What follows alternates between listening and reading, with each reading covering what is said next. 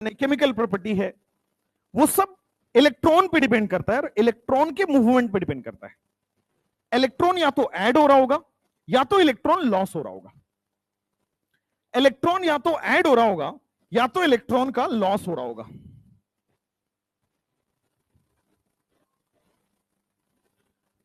हाँ, तो अगर किसी भी सिस्टम में इलेक्ट्रॉन अगर ऐड होता हो, मतलब एक इलेक्ट्रॉन हमने ऐड कर दिया उसमें, इसका मतलब -1 चार्ज उसमें ऐड हो गया, क्योंकि एक इलेक्ट्रॉन पे -1 चार्ज होता है। एक इलेक्ट्रॉन का चार्ज -1 है, ये स्टेटमेंट सही है कि गलत है ये बताना पहले मुझे।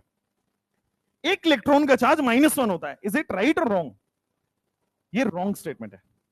एक इलेक्ट्रॉन का रिलेटिव चार्ज -1 होता है, ये राइट स्टेटमेंट है।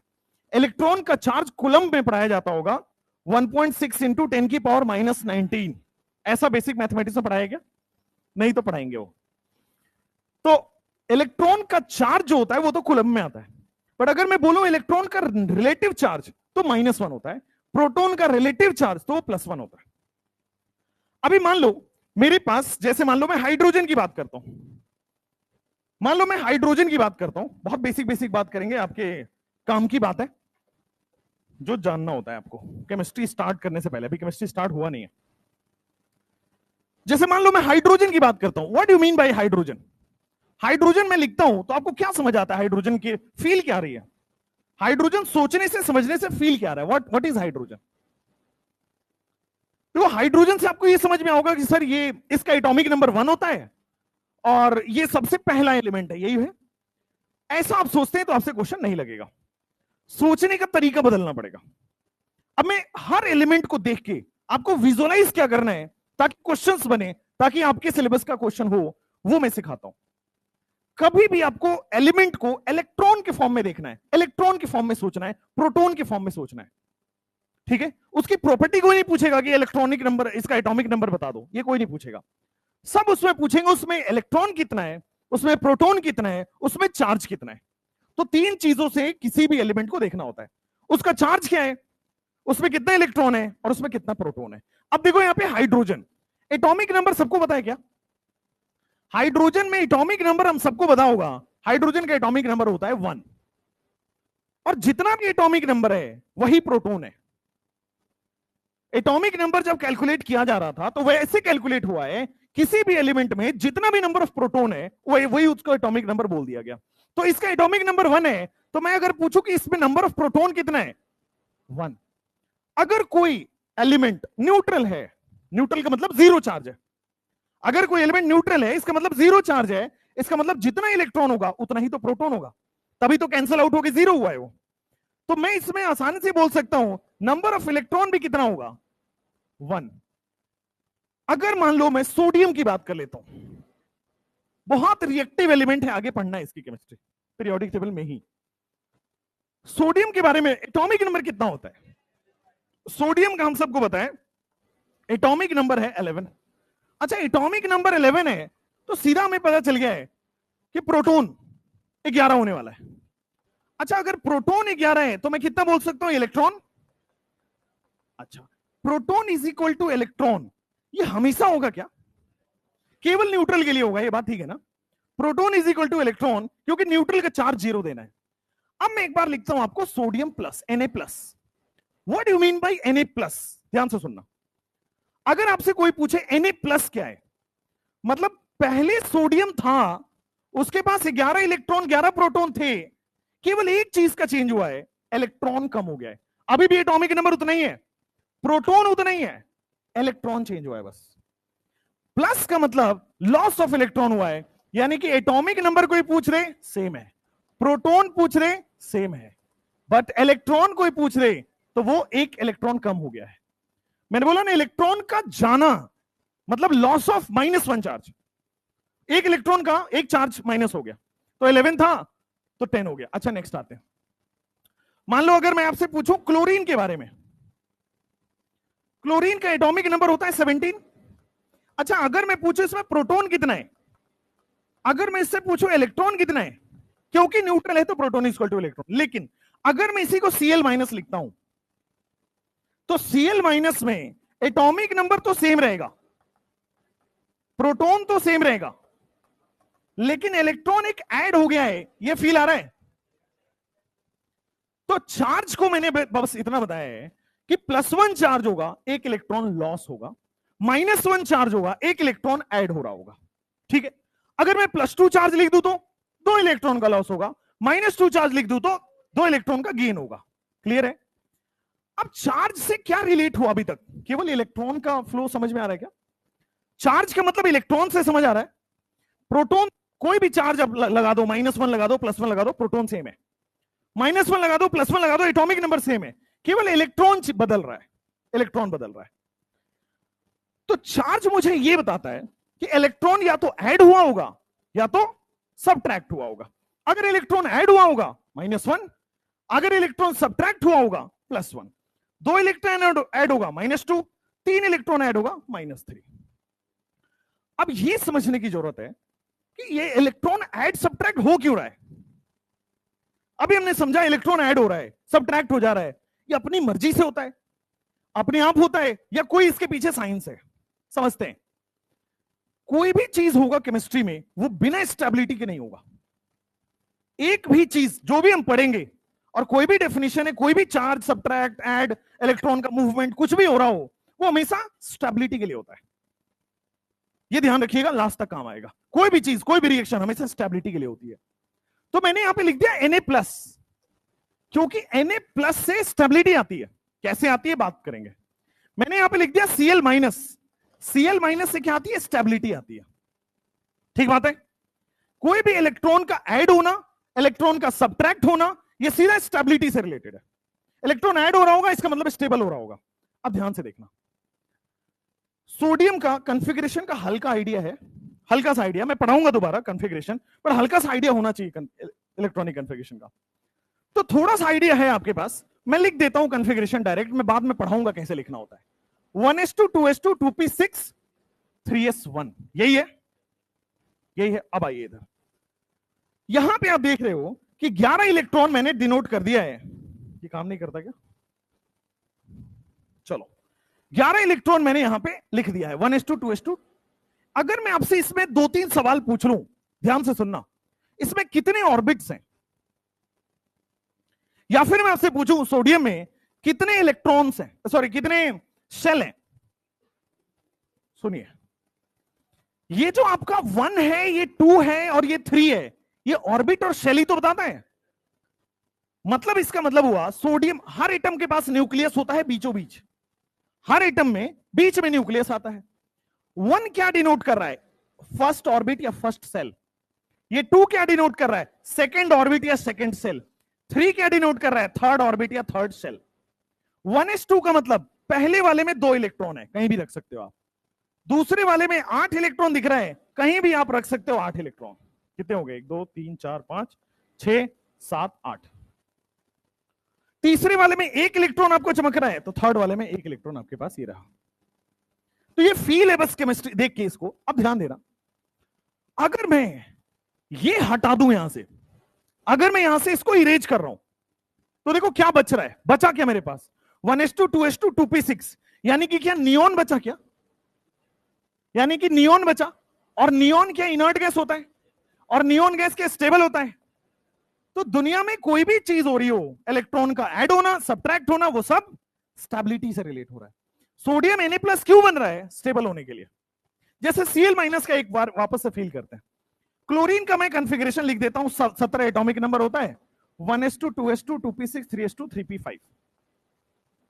अब ये बताओ मुझे, क्लोरीन में कितने ऑर्बिट हैं? दिख रहा है यहां से 1 2 और 3 दिखा हुआ है। तो क्लोरीन में भी हर एटम में बीच में न्यूक्लियस होता है। 1 क्या रिप्रेजेंट कर रहा है? फर्स्ट ऑर्बिट या फर्स्ट सेल। 2 क्या रिप्रेजेंट कर रहा है? सेकंड ऑर्बिट या सेकंड सेल। 3 क्या रिप्रेजेंट कर रहा है? थर्ड ऑर्बिट या थर्ड सेल।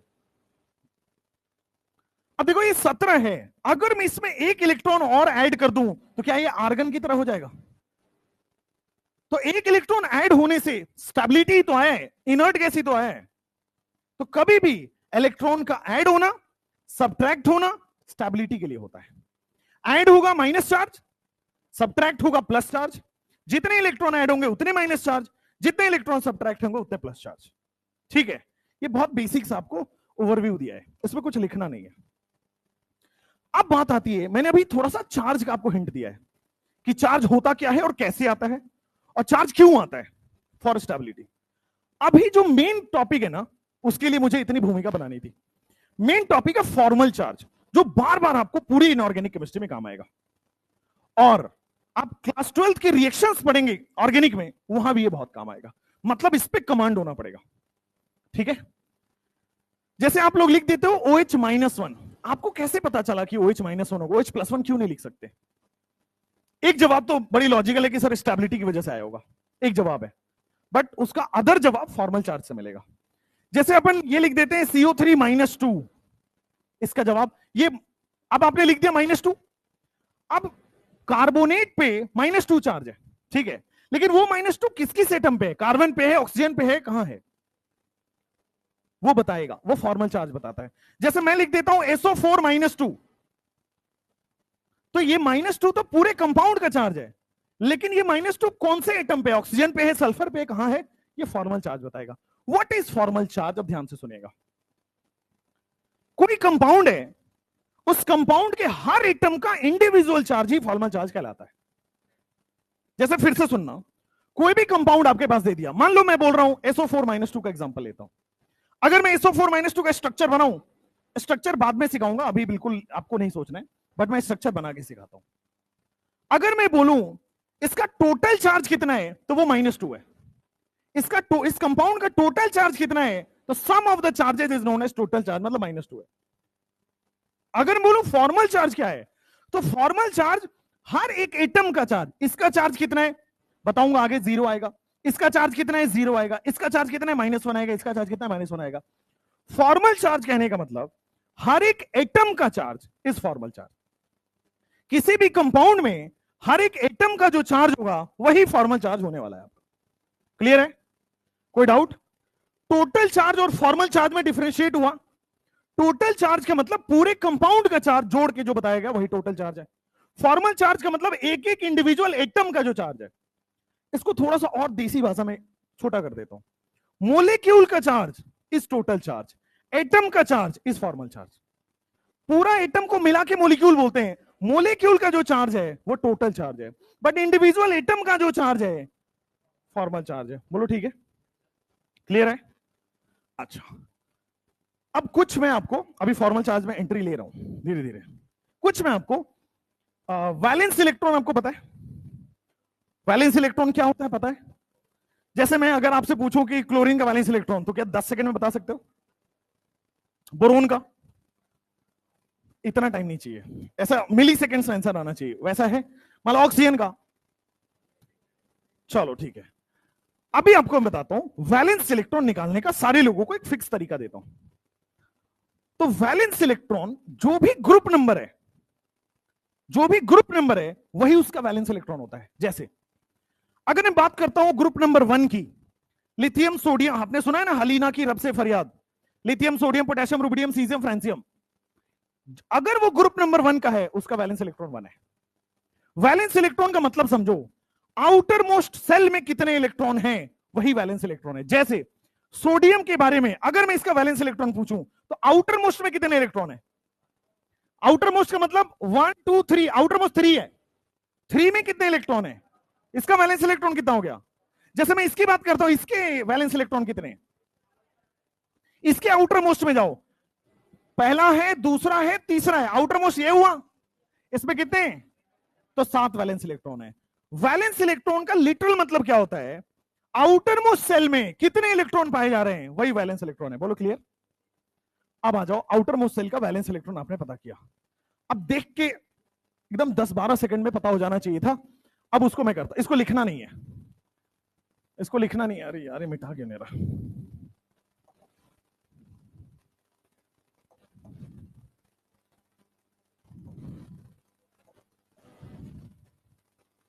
हाँ अब आ जाओ नेक्स्ट। सबसे पहले लिखेंगे जो आपने लिखा है फॉर्मल चार्ज, उसमें लिखेंगे वैलेंस इलेक्ट्रॉन। जो आपने लिखा है कैलकुलेशन ऑफ फॉर्मल चार्ज, अब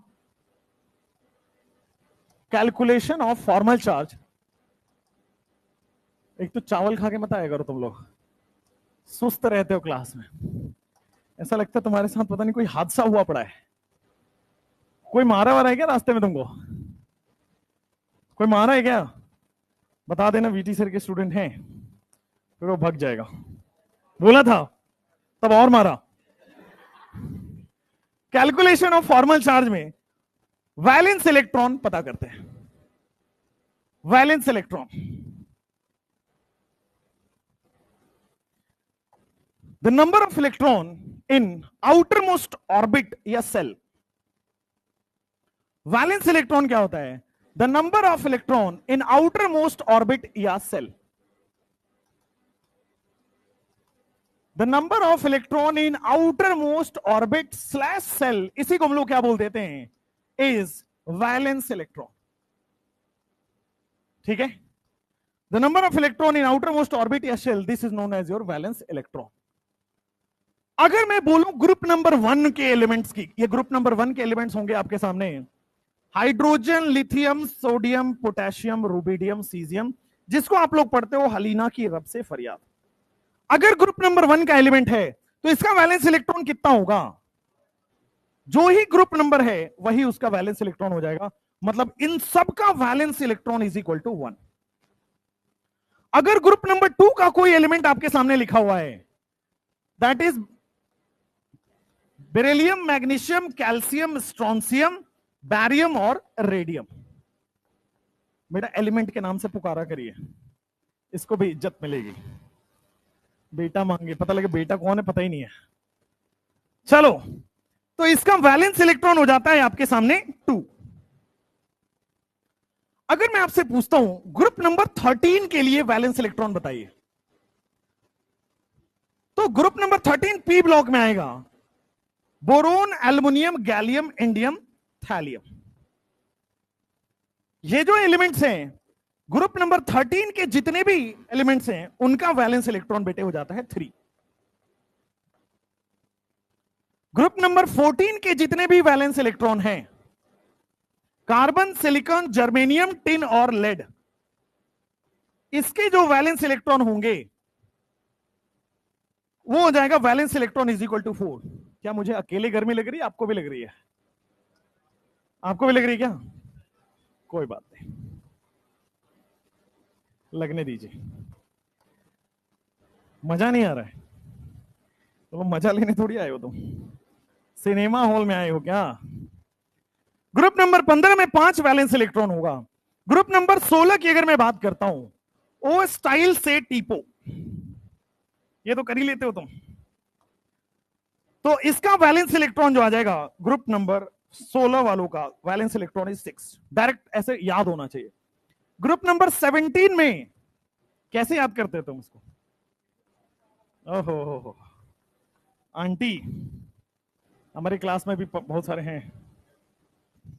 यस सर, अंकल भी हैं भाई। ग्रुप नंबर 18, ये कैसे याद करते हो तुम? ये तो याद ही नहीं करते हो।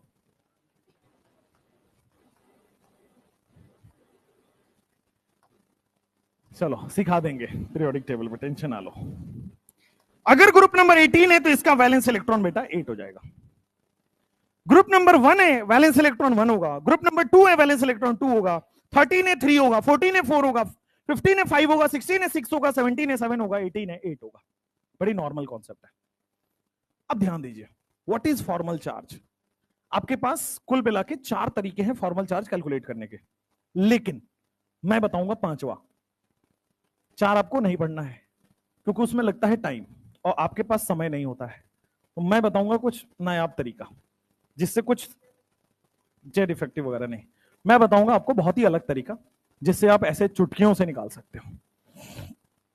आइए, फॉर्मल चार्ज इतना समझ में आ गया है कि फॉर्मल चार्ज का मतलब होता है इंडिविजुअल एटम का charge is the formal charge, और अगर मैं पूरे मॉलिक्यूल का चार्ज बोलूं तो वो टोटल चार्ज हो जाता है। राइट, यही फील है। टोटल चार्ज और फॉर्मल चार्ज में फील आ रहा है। अब चार्ज कैसे आया था, वापस एक बार मुझे याद दिलाओ, चार्ज कैसे आया था? इलेक्ट्रॉन के मूवमेंट से, लॉस ऑफ इलेक्ट्रॉन या गेन ऑफ इलेक्ट्रॉन से। ये क्लियर है? बस यही कॉन्सेप्ट को मैं यूज करके आपको बहुत ही शॉर्ट तरीके में बता दूंगा। यहां पे लिख देंगे total charge and formal charge कर दूं आगे? नो लड़के घर में ना कंगन वंगन उतार के आया करो, इतने स्लो कौन लिखते हैं? देख लिया आपने? मेरी राइटिंग देखो, डॉक्टर वाली तो बोलने वाला था मैं, फिर समझ आया कंपाउंडर वाली है भाई। ठीक है, बहुत बढ़िया। आंटियों की वैसे भी ठीक होनी चाहिए, क्यों? राइटिंग्स। लड़के खुश हो रहे हैं, आंटी बोल दिया। भरपूर मौका मिलेगा लड़कों, टेंशन मत लो। अंदर मैं भरा पड़ा हूं लड़कियों को लेके, खुन्नस है। नहीं नहीं ऐसा नहीं है, गुस्सा मत करो तुम लोग। लिख लिया? चलो भाई, तो दिस इज फॉर्मल चार्ज और टोटल चार्ज का बस आपको आइडिया तो लग ही गया है, बट हाँ बस डेफिनेशन चूंकि कॉपी में होना चाहिए, लिख लीजिए। What is total charge and what is formal charge? Formal charge. अब टोटल चार्ज को मैं ऐसे लिख रहा हूं, बोलना सही लिख रहा हूं कि गलत? Sum of all the charges of all atoms in a compound. सही है कि गलत? What is total charge? Total charge is sum of all the charges of all atom in a compound। सही है गलत है? देखो ध्यान से, SO4-2 मैंने आपको यही बताया था, SO4-2 ये होता है। इसका टोटल चार्ज कितना होता है? -2। तो -2 आया कैसे? हर एक इंडिविजुअल एटम का चार्ज जोड़ दो, इसका चार्ज 0, इसका 0, इसका 0, इसका -1, इसका -1। -1 और -1 को जोड़ने से बेटा आजकल -1 जोड़ने से -2 आता है, पता है ये बात? तो मैंने क्या किया, सारे इंडिविजुअल एटम का चार्ज जोड़ दिया, वही तो टोटल चार्ज है। What is total charge? Sum of all charges of all individual atom in a compound. English, sum of all charges of all atoms in a compound, this is total charge. ठीक बात है? चलो, एक तो यार इसका हो इरेजर को क्या हुआ इसके? तुमने कोई छेड़छाड़ किया क्या इसके साथ? नहीं। सम ऑफ टोटल मोलिक्यूल लिख लो is formal charge. Sum of total molecule is formal charge. या फिर आप इसको ऐसे लिखो, sum of all the charges, sum of all charges of all atoms, sum of all the charges of all atoms in a compound. एक compound में सारे atoms का चार्ज जोड़ दिया जाए तो फिर आपके पास क्या आएगा? Total charge. But what is formal charge? Formal charge का मतलब इकलौते एटम का चार्ज, इंडिविजुअल एटम का charge, that is formal charge. Charge of individual atom, या फिर सीधा लिखो charge on individual atom is formal charge. Individual atom का जो चार्ज होता है उसको हम लोग फॉर्मल चार्ज कहते हैं। अब आइए फॉर्मल चार्ज निकालते हैं, आइए फॉर्मल चार्ज निकालते हैं एक एक करके। ध्यान दीजिएगा, ध्यान दीजिएगा, नोट बाद में करिएगा। फॉर्मल चार्ज का निकालने का तरीका सिखा रहा हूं, ठीक है? वाटर सुना है? वाटर H2O होता है, सही सुना है? वाटर का स्ट्रक्चर अगर आपने 9th क्लास में सही मैडम से पढ़ा हो तो आपके पास बेटे इस तरह से उन्होंने पढ़ाया होगा। कोई बात नहीं, अगर नहीं होगा तो केमिकल बॉन्डिंग में सिखाऊंगा। ये होता है वाटर, ये होता है पानी। अब आ जाओ, मैं अब हाइड्रोजन का इंडिविजुअल चार्ज निकालना चाह रहा हूं। किसी भी एटम का इंडिविजुअल चार्ज कैसे निकलेगा? ध्यान से 10 सेकंड में आप निकाल पाओगे। कैसे? मुझे बताओ, इसका वैलेंस इलेक्ट्रॉन कितना है और इसके पास इलेक्ट्रॉन कितना है? एक ही इलेक्ट्रॉन है भाई। एक बॉन्ड में 2 इलेक्ट्रॉन होता है, एक ऑक्सीजन के पास होगा, एक हाइड्रोजन के पास होगा। अब इस हाइड्रोजन से पूछो वैलेंस इलेक्ट्रॉन कितना है, इसके पास है कितना? तो अगर जितना चाहिए उतना है तो फॉर्मल चार्ज इज 0। भाई चार्ज कब आता है? लॉस ऑफ इलेक्ट्रॉन या गेन ऑफ इलेक्ट्रॉन से। तो यहां 1 होना चाहिए था, 1 ही है, चार्ज 0। जैसे इस पे आओ, इस ऑक्सीजन से पूछो इसका वैलेंस इलेक्ट्रॉन कितना होना चाहिए था? 6 होना चाहिए था। अब इलेक्ट्रॉन काउंट करो, 1 यहां पे, 2 यहां पे, 3, 4, 5 और 6। मतलब 6 वैलेंस इलेक्ट्रॉन होना चाहिए था और 6 ही तो है, मतलब ना तो गेन ऑफ इलेक्ट्रॉन ना तो लॉस ऑफ इलेक्ट्रॉन, यानी कि फॉर्मल चार्ज इज 0।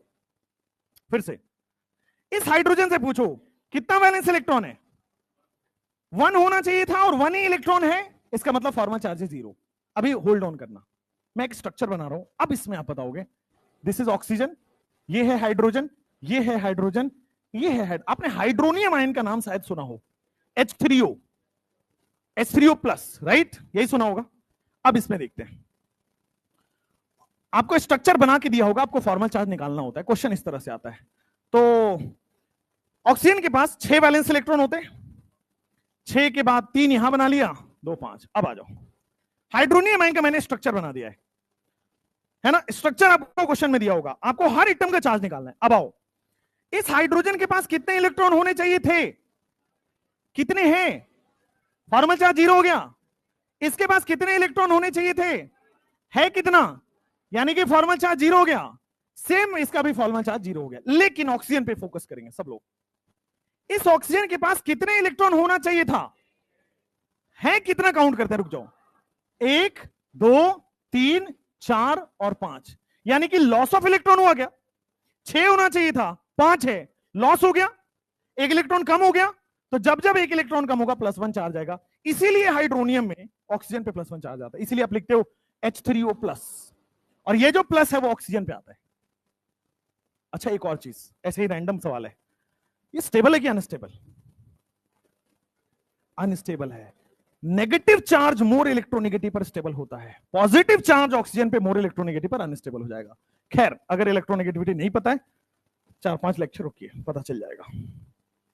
अब आइए थोड़ा ध्यान से, मान लो मैं आपसे ये पूछना चाहता हूं CO3-2, आपको स्ट्रक्चर दिया होगा, आप टेंशन मत लो, उसका स्ट्रक्चर दिया होगा, स्ट्रक्चर कुछ इस तरह से बना के दे दिया।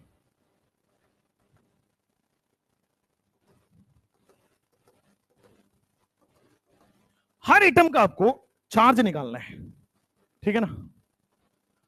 अब इस ऑक्सीजन का फॉर्मल चार्ज निकालना है, ध्यान से देखना, 6 वैलेंस इलेक्ट्रॉन होने चाहिए थे, अब कितने हैं, 2 यहां 2 4 यहां, 2 बॉन्ड में 6 हो गया, तो जितने थे उतने ही है, यानी कि 0।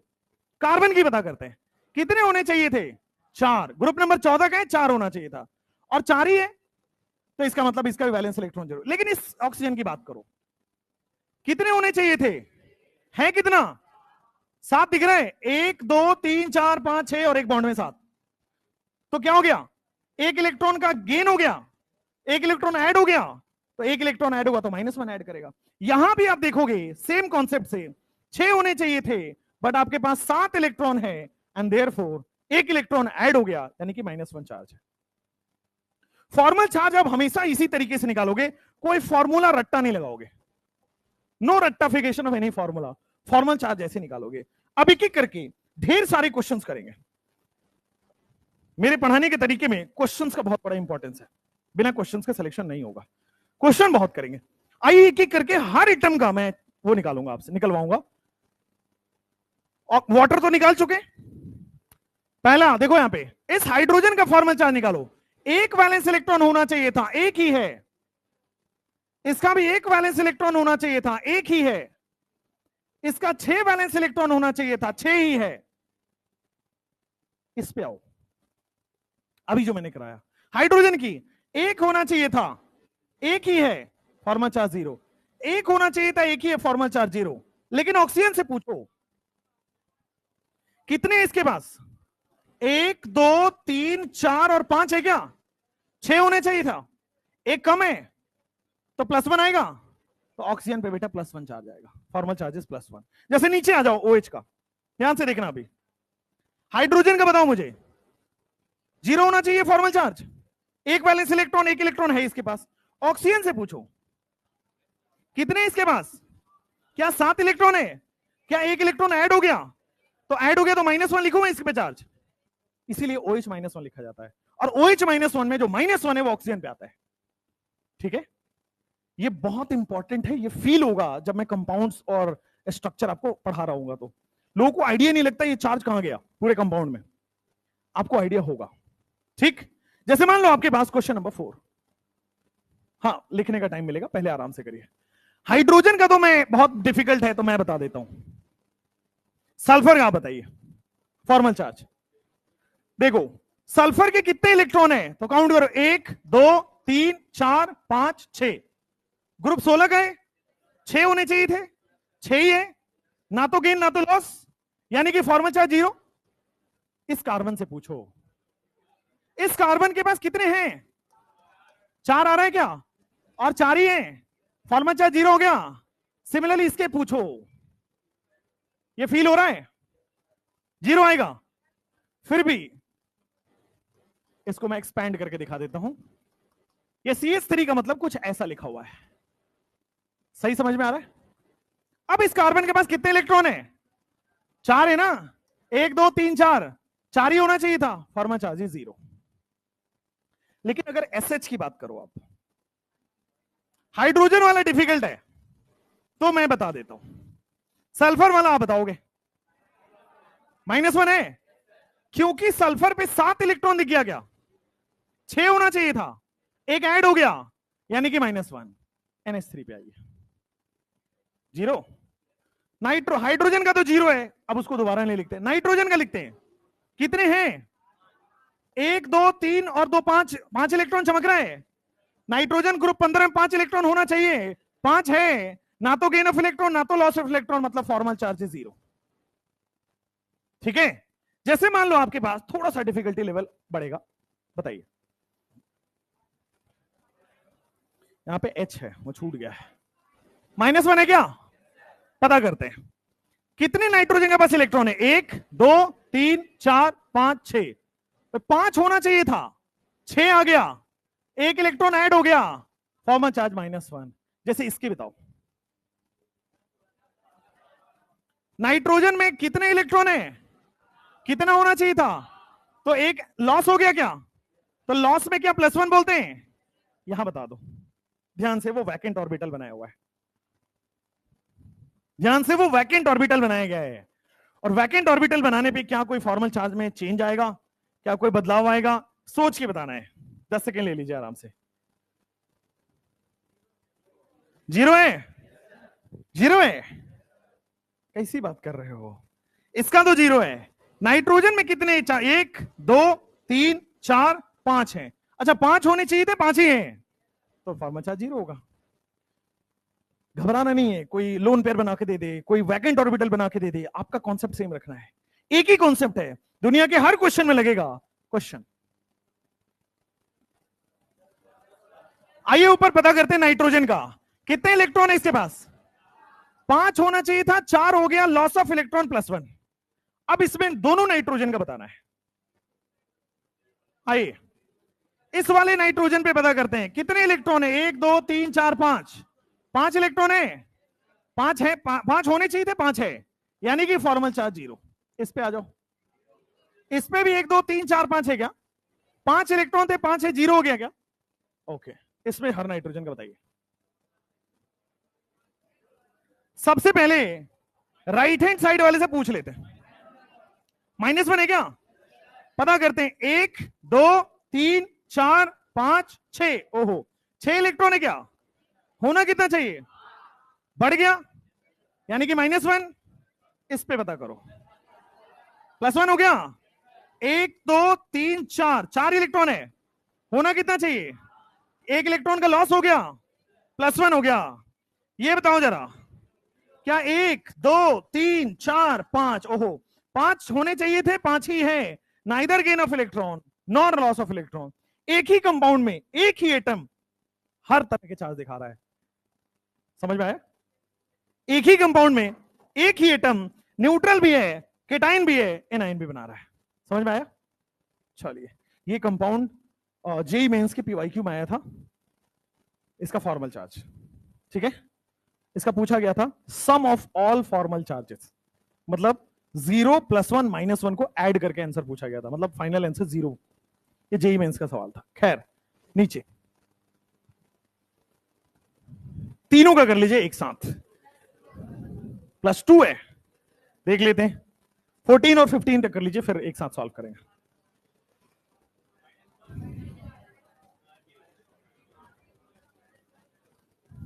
2 मिनट लीजिए, मैं एसी थोड़ा फास्ट करा के आता हूं यार, इतनी गर्मी हो रही है।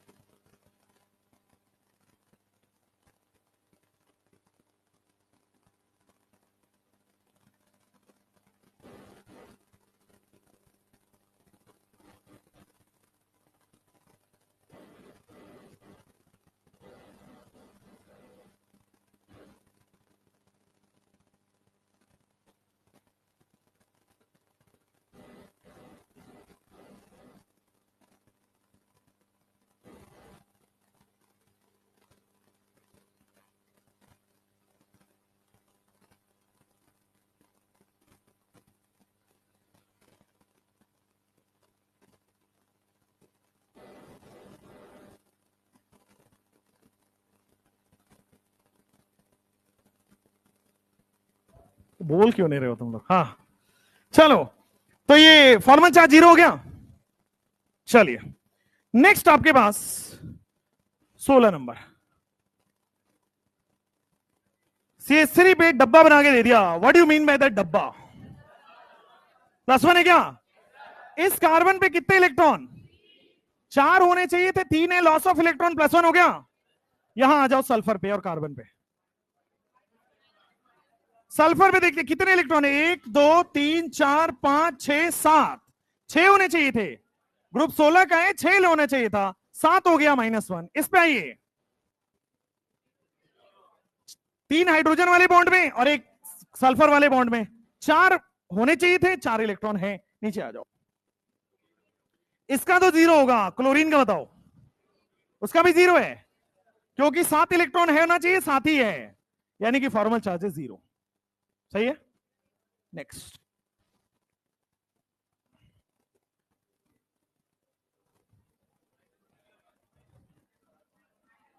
-1 है क्या? कितने इलेक्ट्रॉन है? 1 2 3 4 5 6 7 8, 7 होना चाहिए, एक ऐड कर रखा है, -1। -1 नीचे वाले का भी सिमिलर कॉन्सेप्ट। आइए भाई, 7 होने चाहिए था, 8 है, ऐड करके रखा है, -1। +1 है क्या? बोरोन ग्रुप 13 का है, 3 वैलेंस इलेक्ट्रॉन होना चाहिए था, 4 है, 1 आया, 3 होना चाहिए था, 4 है। आप बोरोन फैमिली में पढ़ोगे BH4-, बोरोन फैमिली में पढ़ोगे BH4-। आप लोग इस साल नीट का पेपर दिए थे? नहीं दिए थे क्या? उसी में BH4- पे क्वेश्चन आया था, याद है कहीं पे? सॉरी, कहीं नहीं आया था BH4-। नेक्स्ट क्वेश्चन, सबका निकालना है, एल्युमिनियम का भी, क्लोरीन का भी। एल्युमिनियम कौन से ग्रुप का एलिमेंट है? ग्रुप 13 का है, तो 3 वैलेंस इलेक्ट्रॉन होना चाहिए, 4 है क्या? यानी कि ऐड हुआ है क्या? क्लोरीन से पता करो, लेकिन क्लोरीन का जब पता करेंगे तो लोन पेयर बताना पड़ेगा।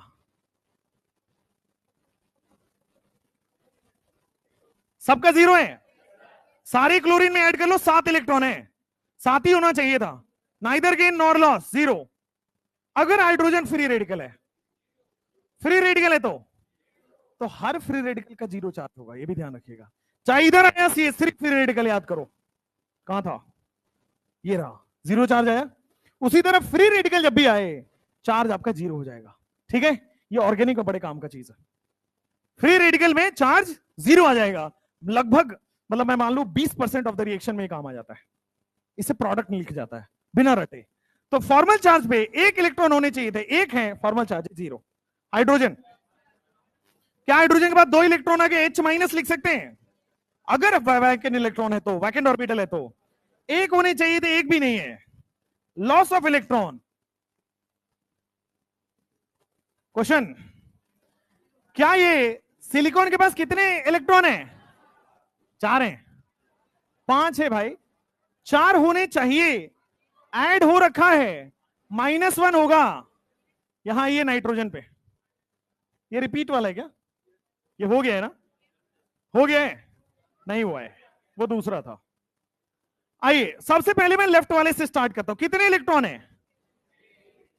दो, दो चार, दो छह है क्या? पांच होने चाहिए थे, छह है, -1। इसमें आ जाओ, इसमें कितने हैं?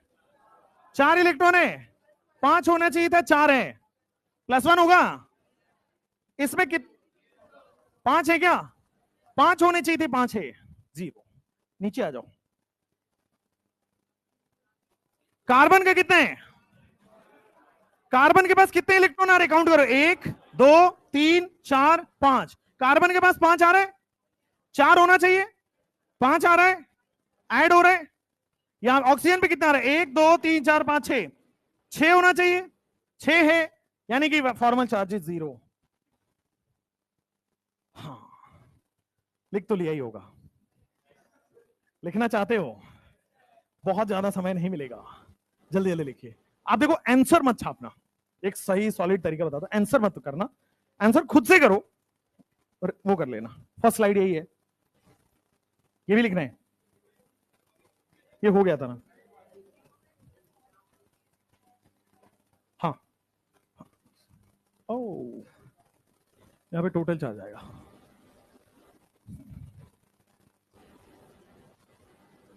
तो सो रहे हो क्या तुम लोग? बताए क्यों नहीं? सब वो टोटल चार्ज का डेफिनेशन है ना। चलो नेक्स्ट,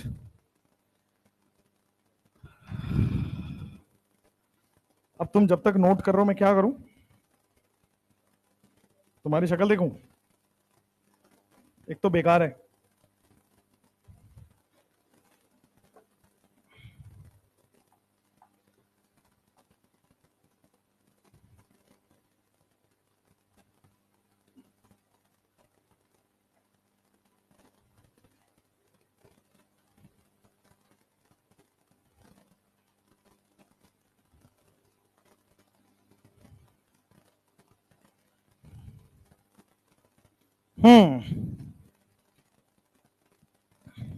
नेक्स्ट, वाह, इसके बाद किसकी क्लास है तुम्हारी? क्या पढ़ रहे हो? क्या पढ़ रहे हो? क्या पढ़ रहे हो? सेल पढ़ रहे हो? अच्छा, तुम लोग स्ट्रक्चरल ऑर्गेनाइजेशन इन एनिमल्स नहीं पढ़ रहे हो? कॉकरोच नहीं पढ़ रहे हो? जल्दी पढ़ो, तुम्हारी प्रजाति की चीजें जल्दी पढ़नी चाहिए। फ्रॉग पढ़ो, शक्ल मिलता जुलता आप लोग का है, तिकोना टाइप। समोसा खाते हो? नहीं खाते हो? खिलाया जाए आपको? ठीक, ऑर्डर कर दिया है, पहुंचेगा कभी तो। चाय भी, उसके लिए 4th फ्लोर पे जाना पड़ेगा,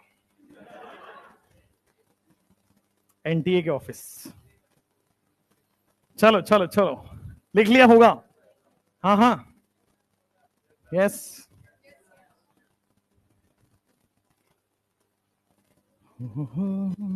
हाँ, असाइड, ओके, बताता हूं, पहले लिख लीजिए। हो गया?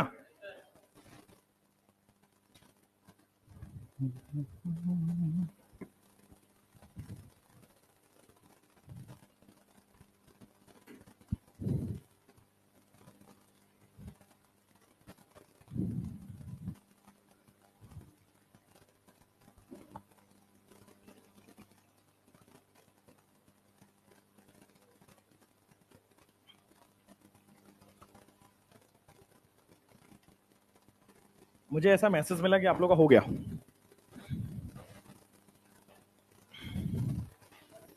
अगर आपका नहीं हुआ तो सही पड़ोसी से देख के कर लीजिए, पड़ोसी ने भी नहीं किया तो पड़ोसी बदल दीजिए।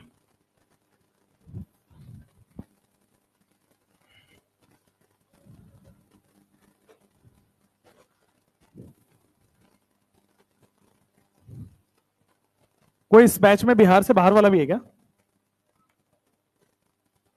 बहुत बढ़िया, रखो रखो, तुम पे अलग नजर रहेगी हमारी।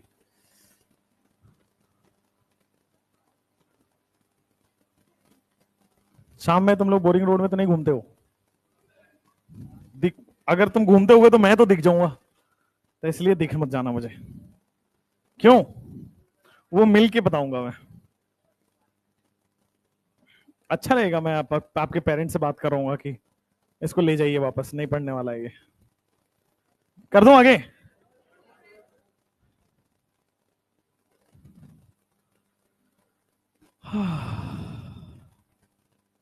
नाइट्राइड, फॉस्फाइड और अजाइड, तीनों बताता हूं मेरे को। जो लोग का हो गया है ट्राई करो, नाइट्राइड, फॉस्फाइड और अजाइड में सारे आइटम्स का फॉर्मल चार्ज निकालना। हो गया क्या? हो गया? हो गया?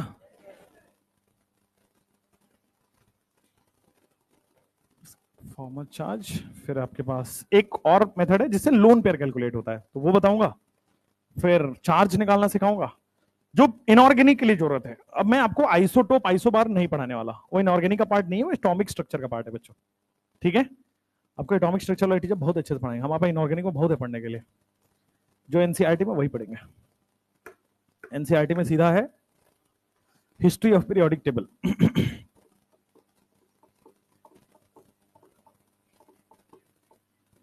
हो गया?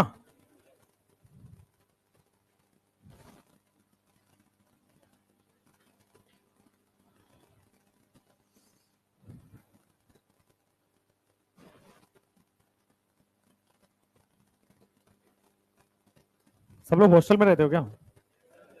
पीजी में रहते हो? अपने घर पे कौन कौन रहता है? तुम लोग का घर है पटना में? बड़े लोग हो यार। पटना में घर होना मामूली बात नहीं है, बता रहा हूँ। यहाँ पे करोड़पति हैं सब जो इसके पटना में घर है।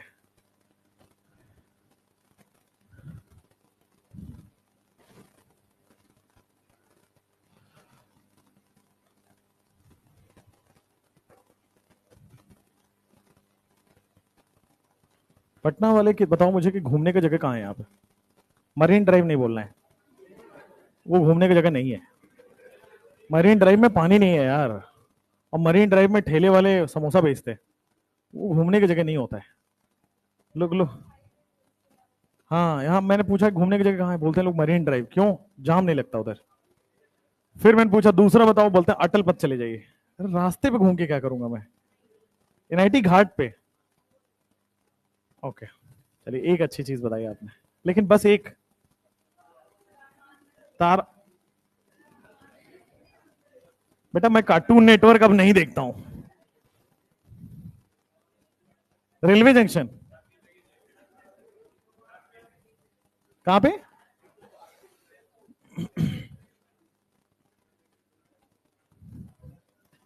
सोचो कैसे रहते हैं यार यहाँ लोग। There is no such concept of going out.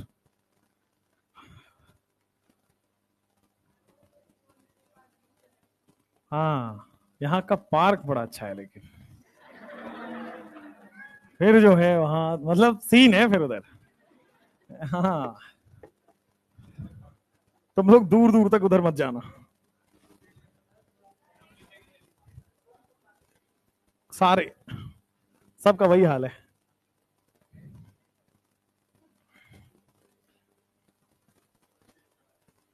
सोचिए कितना बुरा लगेगा, दो लोग बेचारे घूमने आए होंगे और वो दोनों पहचानते हैं। सोचो मेरे लिए कितना बुरा ऑकवर्ड सिचुएशन है। वो सोच रहा है कि फोटो खींच लेने आऊं, फिर वो सोच रहा है कि मैं तो देखा गया हूं, फिर वो आ भी नहीं रहा। चलो नेक्स्ट। एक अच्छी जगह लगी जहां पे आधे घंटे एक घंटे बिताया जा सकता है, वो है city centre mall. Right, only thing, वहां पे एक ऊपर बरिस्ता है, देखे हो? ऐसा थोड़ा साइड में हटके, छुपा रुस्तम टाइप्स, अच्छी जगह, बस वही अच्छी जगह है। राजगीर जाऊं? अच्छा, इसमें तो कुछ है नहीं, क्या लिख रहे थे तुम? चलो, फॉर्मल चार्ज आपका हो गया। Now let's come for lone pair calculation. अगर आपको कोई कंपाउंड दिया हो और जैसे मैं हमने अभी किया, सेकंड्स के अंदर फॉर्मल चार्ज आप भाई आप निकाल पाओगे, वैसे ही अगर आप लोन पेयर निकाल लो तो केमिस्ट्री काफी आसान हो जाएगी।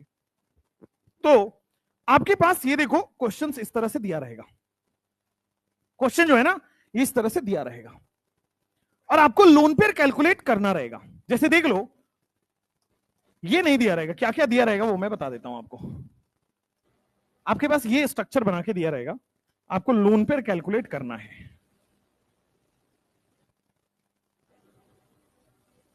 चलो इस पे रहने देते हैं, आ जाओ।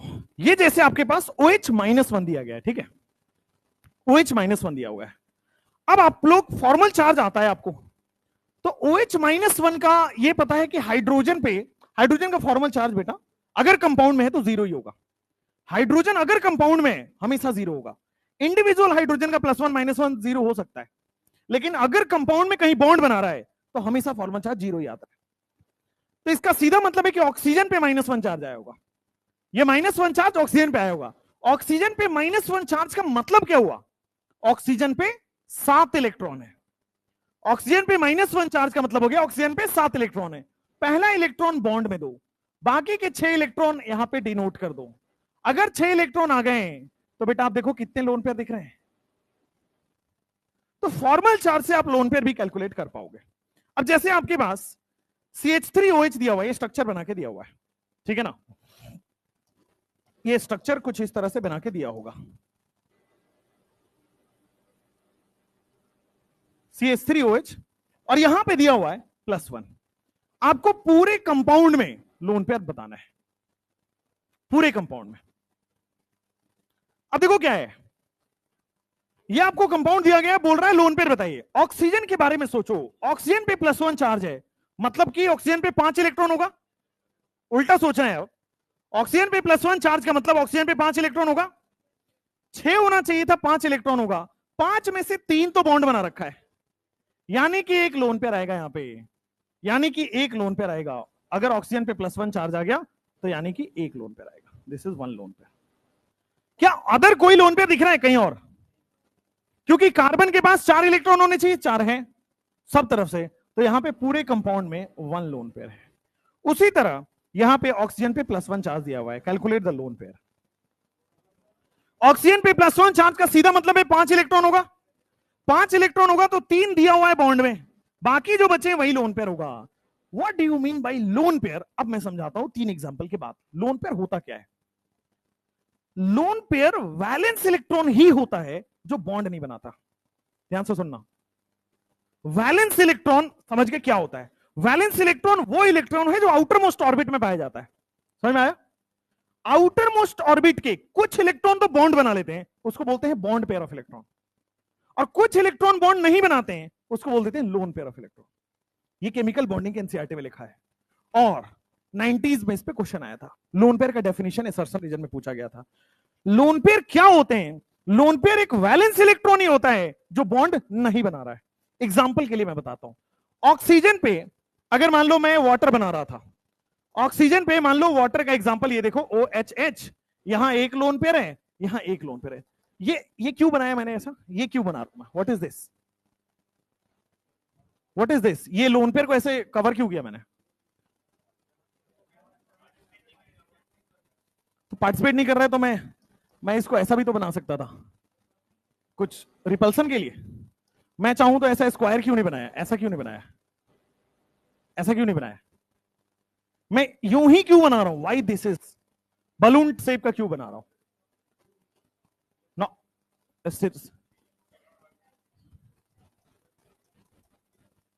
ऑक्सीजन कौन से ब्लॉक का एलिमेंट है? फिर से सुनो, ऑक्सीजन का कंफिग्रेशन लिखता हूं। एटॉमिक नंबर बता पाओगे? एटॉमिक नंबर कितना होता है? 8 होता है। कंफिग्रेशन लिख देता हूं 1s2 2s2 2p4। अब ध्यान देना, आउटर मोस्ट ऑर्बिट क्या सेकंड वाला है? सेकेंड वाला आउटर मोस्ट है, एक है, दो ऑर्बिट है टोटल, सेकेंड वाला है। तो 2s2 का ये इलेक्ट्रॉन और 2p4 का ये देखो 1 2 3 और 4 इलेक्ट्रॉन। अब देखो ये जो सिंगल बॉन्ड था, ये जो सिंगल इलेक्ट्रॉन था, इसने बॉन्ड बना लिया हाइड्रोजन के साथ। ये जो सिंगल इलेक्ट्रॉन था, इसने बॉन्ड बना लिया हाइड्रोजन के साथ।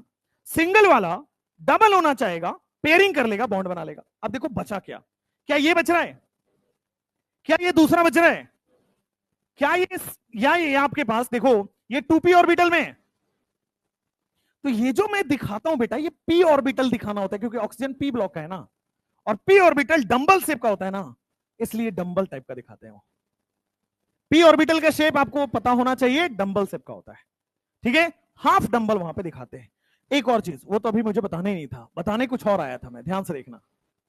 ये जो लोन पेयर है, ये वाला लोन पेयर है एक, और ये वाला दूसरा लोन पेयर है। दिखा दिखा, लोन पेयर का मतलब क्या होता है वो आउटर मोस्ट ऑर्बिट का ही इलेक्ट्रॉन है, वो वैलेंस इलेक्ट्रॉन ही, लेकिन जो बॉन्ड बना लिया वो बॉन्ड पेयर के इलेक्ट्रॉन, और जो बॉन्ड नहीं बनाया वो लोन पेयर के इलेक्ट्रॉन है। वो वैलेंस इलेक्ट्रॉन ही है, वो आउटर मोस्ट इलेक्ट्रॉन ही, लेकिन अगर वो बॉन्ड बना लेगा तो बॉन्ड पेयर के इलेक्ट्रॉन हो जाएंगे, और बॉन्ड नहीं बनाया तो लोन पेयर के इलेक्ट्रॉन हो जाएंगे। बोलो क्लियर, समझ में आया? अच्छा, तो यहां पे अभी आपको, चूंकि अब प्रीवियस ईयर में आया हुआ है, एनसीईआरटी का पार्ट है, लोन पेयर का डेफिनेशन लिखना है। There are two types of electron. आप भी कहीं पे ऐसे नोट करके लिख लीजिए, नोट। दो तरह के इलेक्ट्रॉन होंगे, एक होगा बॉन्ड पेयर इलेक्ट्रॉन। अभी ऑर्गेनिक में चल रहा है आपका सिग्मा बॉन्ड, पाई बॉन्ड वगैरह, वहां पे आपको क्वेश्चंस आप देखोगे उसमें नीट में तो खूब आता है, calculate number of pi bond electrons. वहां पे भी ये काम आएगा, बॉन्ड पेयर इलेक्ट्रॉन, और दूसरा हो जाएगा loan pair electron. Bond pair electron और फिर क्या हो जाएगा, loan pair electron. Bond pair electron का मतलब होता है valence electron which participates in bond formation, that is bond pair of electron. Valence electron which participates in bond formation, जो बॉन्ड बनाने में पार्टिसिपेट करता है, which participates in bond formation, that is bond pair of electron। और आपके पास आ जाएगा valence electron which do not participate, valence electron which do not participate in bond formation, which do not participate in bond formation is lone pair electron, is lone pair electron, is bond pair electron।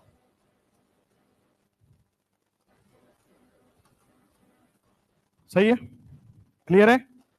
चलिए, तो bond pair electron और lone pair electron ये आपके screen पे आ चुका है। अब यहां पे लोन पेयर आ गया। क्वेश्चन नंबर 4 लिख लो फटाफट, 10 सेकेंड्स मोर, जल्दी लिखो। अभी आप बॉन्ड पेयर और कैलकुलेट करोगे। तो कोई आपसे पूछे बॉन्ड पेयर और लोन पेयर इलेक्ट्रॉन क्या दोनों सेम होते हैं? Definition wise they are same, क्योंकि वो दोनों हैं तो valence electron, but valence electron में जो बॉन्ड बना लिया उसको बॉन्ड पेयर, जो बॉन्ड नहीं बनाया उसको लोन पेयर। ठीक है, इनर इलेक्ट्रॉन कभी भी ना बॉन्ड पेयर होगा ना लोन पेयर होगा। इनर इलेक्ट्रॉन ना बॉन्ड में पार्टिसिपेट करता है ना लोन पेयर में पार्टिसिपेट करता है। ठीक है, नेक्स्ट लिख लिया?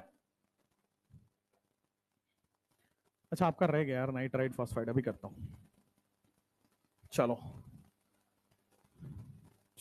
हो गया हो गया।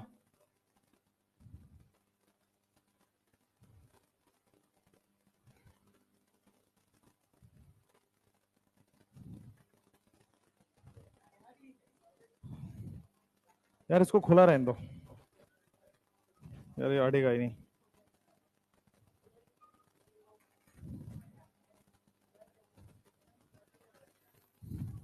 यार अड़ेगा नहीं क्या? खुलता नहीं है क्या? इतना गर्मी हो रहा है अंदर। हाँ हाँ, नाइस, थैंक्स। चलो बस, अब ये लोन पेयर ऑफ इलेक्ट्रॉन हुआ, बॉन्ड पेयर ऑफ इलेक्ट्रॉन हो गया। ठीक है, अब आ जाओ नेक्स्ट। यहां पे ये जो क्वेश्चन है आपके पास, ये जो क्वेश्चन है, calculate the lone pair on nitrogen and calculate the lone pair on nitrogen. और नाइट्रोजन पे बेटे आपके पास कितना? 5 2 3 2 +1। मुझे बताओ नाइट्रोजन पे कितना लोन पेयर बचेगा? देखो नाइट्रोजन पे होना कितना चाहिए? नाइट्रोजन ग्रुप 15 का है, 5 होना चाहिए। कितना है? +1 का मतलब 4 इलेक्ट्रॉन हो जाएगा।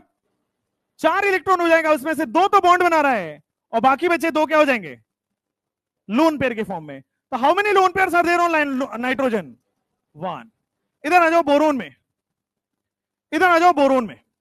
बोरोन पे -1 चार्ज है, calculate the lone pair on boron. Boron पे -1 चार्ज है, calculate the lone pair on boron. आ जाओ। अब बोरोन में ग्रुप 13 का होता है, अगर ग्रुप 13 का है तो 3 होना चाहिए था। -1 का मतलब 4 हो गया, और 4 तो इसके पास इलेक्ट्रॉन है ही, मतलब यहां पे कोई भी इलेक्ट्रॉन बचा नहीं, चारों के 4 यूज हो गए, 0 लोन पेयर। ये 0 लोन पेयर समझ आया? दोबारा बताऊं? दोबारा बताऊं?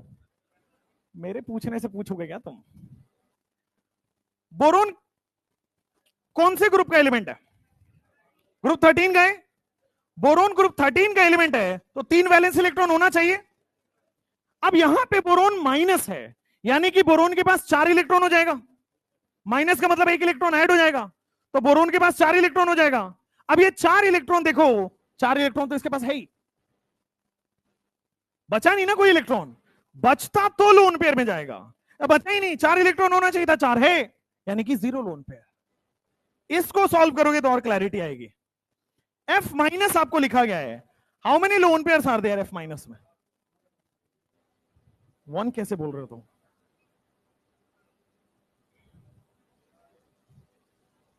How many lone pairs are there on F minus? अब ध्यान से देखना, फ्लोरीन के पास कितने इलेक्ट्रॉन होने चाहिए? F माइनस के पास कितना होना चाहिए? तो 8 इलेक्ट्रॉन काउंट कर दो यहां पे, 1 2 3 4 5 6 7 8। क्या यहां पे 4 लोन पेयर होगा? चलो नेक्स्ट, गर्मी हो रहा है।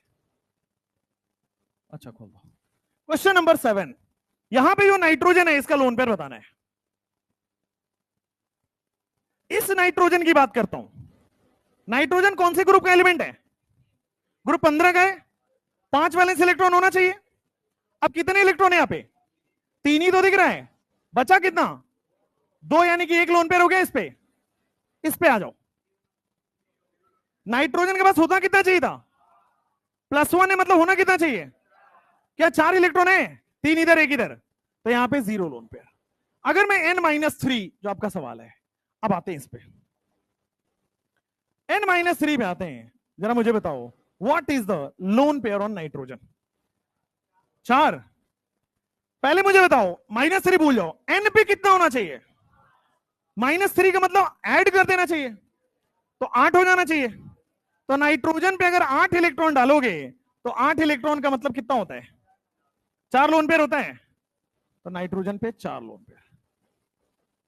ठीक है, अब मानो ये वाला क्वेश्चन है, calculate the number of lone pair in this question number 9। Calculate the number of lone pair in this question number 9।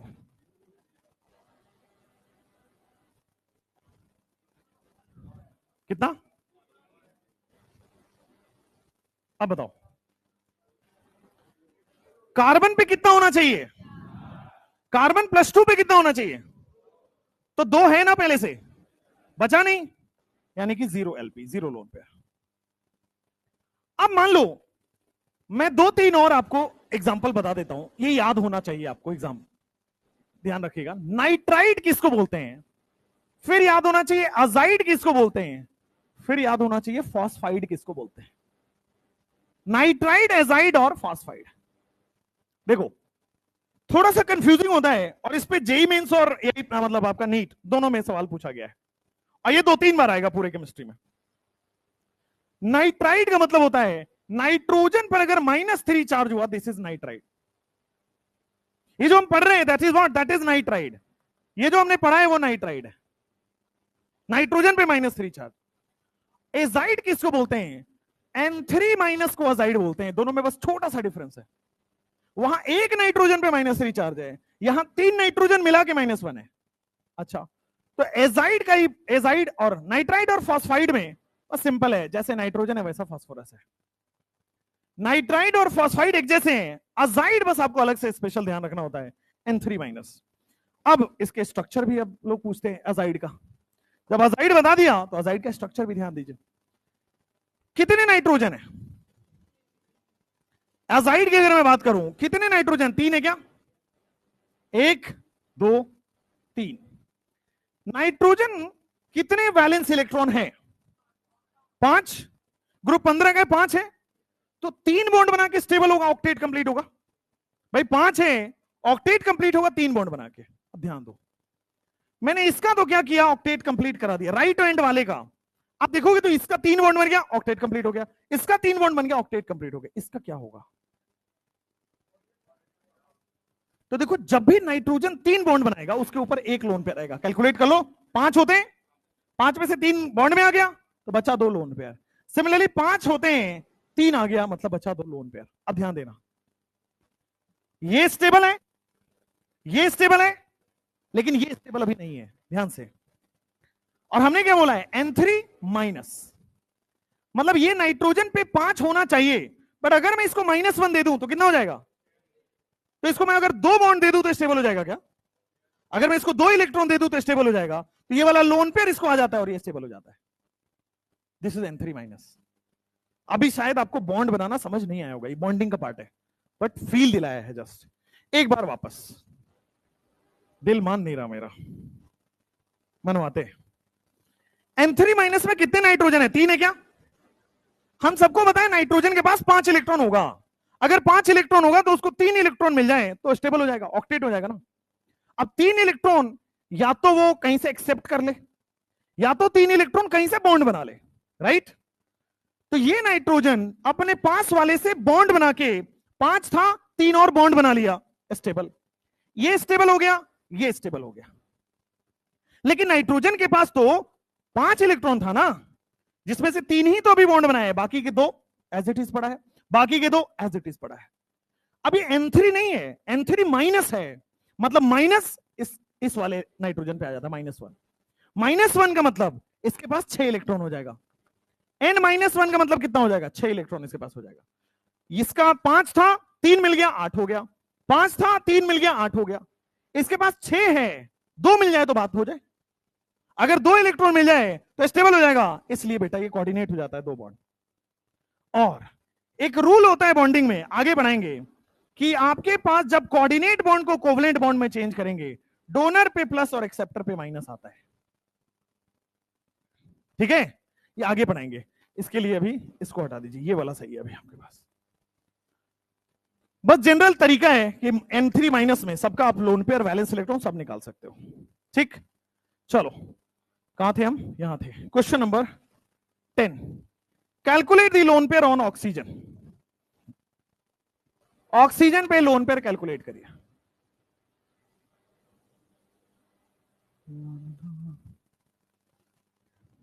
ये प्लस कहां है?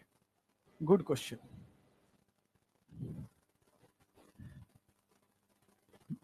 इस कार्बन पे +1 है और ऑक्सीजन पे -1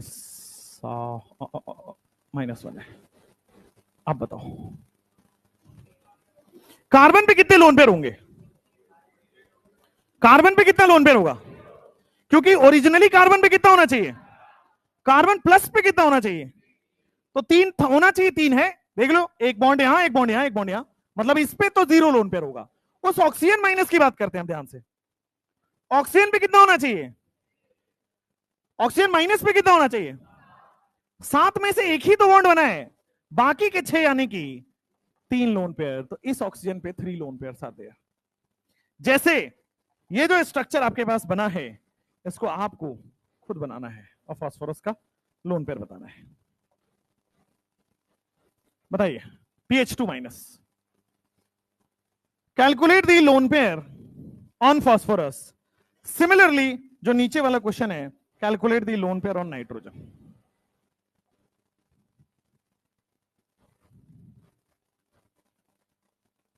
calculate the loan pair on phosphorus, calculate the loan pair on nitrogen.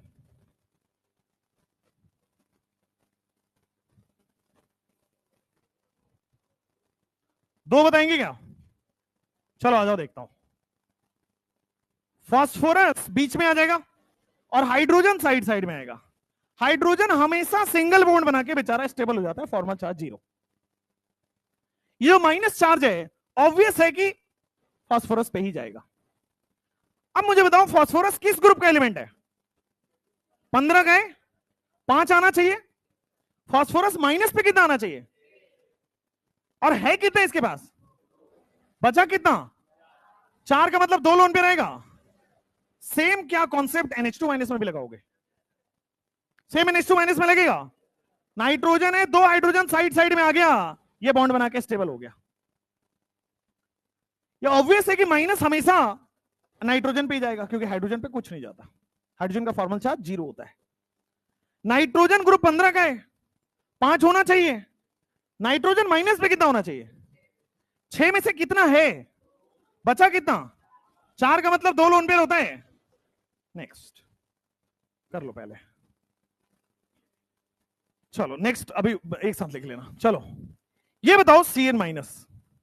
अब Cn minus में इस कार्बन पे कितना लोन पेयर है और इस नाइट्रोजन पे कितना लोन पेयर है? सोच के बताना आराम से। पहले सोचो कितना होना चाहिए था, फिर सोचो कितना है। नहीं, कार्बन पे माइनस ही है। आइए बताता हूं। जैसे ही स्ट्रक्चर आपको दिया है, अब सोचना, इधर देखो, इस नाइट्रोजन के बारे में सोचते हैं। किस ग्रुप का एलिमेंट है? कितना होना चाहिए वैलेंस इलेक्ट्रॉन? कितने हैं? तो बचा कितना? कितना लोन पेयर? कार्बन पे आइए। कार्बन पे किस ग्रुप का एलिमेंट है? कितना होना चाहिए? है कितना? कार्बन माइनस पे कितना होना चाहिए? कार्बन पे 4 होना चाहिए। कार्बन माइनस पे 5 होना चाहिए। है कितना? बचा कितना? हुआ कितना? 1 लोन पेयर हुआ। सिंपली अगर मान लो जैसे आप कह रहे हो C ट्रिपल बॉन्ड N और कार्बन पे प्लस कर दे तो, है ना? सोच सकते हैं, सोचते हैं। ध्यान से देखना, नाइट्रोजन के पास कितने होने चाहिए? 5। उसमें से कितना आ गया है? बचा 2, यानी कि 1 लोन पेयर। अब कार्बन पे सोचो, कार्बन पे कितना होना चाहिए? कार्बन प्लस पे कितना होना चाहिए? 3 में से तीनों आ गया क्या? यानी कि यहां पे 0 लोन पेयर आएगा। हालांकि ये कंपाउंड एग्जिस्ट नहीं करेगा, Cn प्लस एग्जिस्ट नहीं करेगा, हाँ बट लोन पेयर तो निकाल ही सकते हैं। ऐसा उम्मीद कर रहा हूं कि ठीक ठीक ही समझ आ रहा है। ये हो गया था क्या? हो गया था?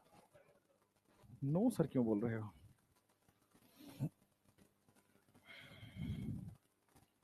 लंच में क्या खा के आते हो? चावल, और ऊपर से फिजिक्स की क्लास। और वाह, सोने पे सुहागा हो जाता है आपके साथ तो। वाह, मैं अपनी क्लास सबसे लेट करवाऊंगा तुम्हारे यहाँ, और रात तक पढ़ेंगे मस्त, 8:30 9 बजे तक। अब नहीं है यार, ठीक है। फिर उसके बाद मेरी गाड़ी लगी रहती है, अगर किसी को शौक है तो साफ कर देना उसको। तुम्हें क्या लगा था मैं अपनी गाड़ी से छोड़ने जाऊंगा तुम्हें? हट, शक्ल पहले अच्छा करो अपना। लिख लो। लिख लिया क्या? नहीं, क्या कर रहे हो?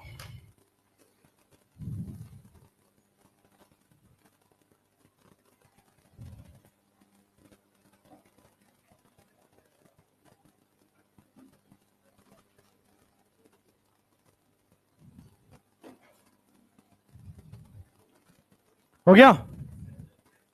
बोलना होता है होने के बाद। डन।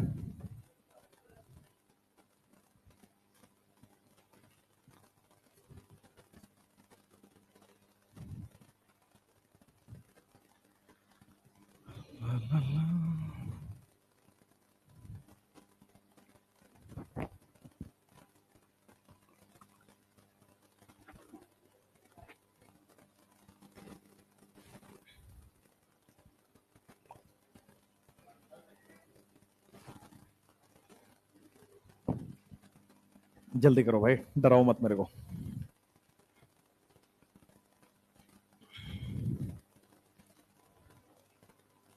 कल क्लास थोड़ी है, कल क्लास नहीं है ना, मतलब मेरी नहीं है ना। चलो इस शक्ल को अब इस वीक में नहीं देखने मिलेगा। सैटरडे को आना चाहते हो क्या? सैटरडे को आपकी क्लास लगा देते। ठीक है, परफेक्ट। सबसे आगे रहेंगे, टेंशन मत लो। 30 नवंबर को मेरा बर्थडे आता है और मैं उसमें लंबा छुट्टी लेना चाहता हूं, उससे पहले सिलेबस आपका करा दूंगा। ठीक है, सैटरडे संडे मस्त पढ़ेंगे। पार्टी बार बार बता रहा हूं आपको, सच्चाई में विश्वास रखो। शक्ल अच्छी करो पहले, आगे बढ़े। अगर टेस्ट में अच्छे नंबर लाते हो तो फिर मैं आपको डिनर या लंच पे लेके चलूंगा, ताज में लेके चलूंगा आपको, red carpet entry, don't worry, है ना। लेकिन टेस्ट में अच्छे नंबर तो लाओ पहले, वही बड़ा मुश्किल है सर। आईफोन दूं? आईफोन तो मेरे पास नहीं है। क्या बोला बाय वाले सर? कल ही लिया उन्होंने। आईफोन देंगे? वो बोलो घाटा हो जाएगा उनको।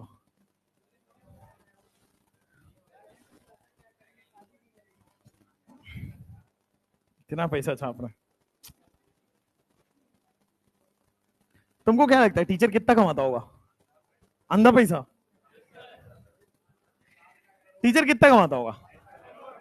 3-4 डॉक्टर जितना कमाता है उतना एक टीचर कमा लेता है, बस इतना ही, छोटा सा है, बस इतना ही छोटा सा, ज्यादा नहीं कमाता।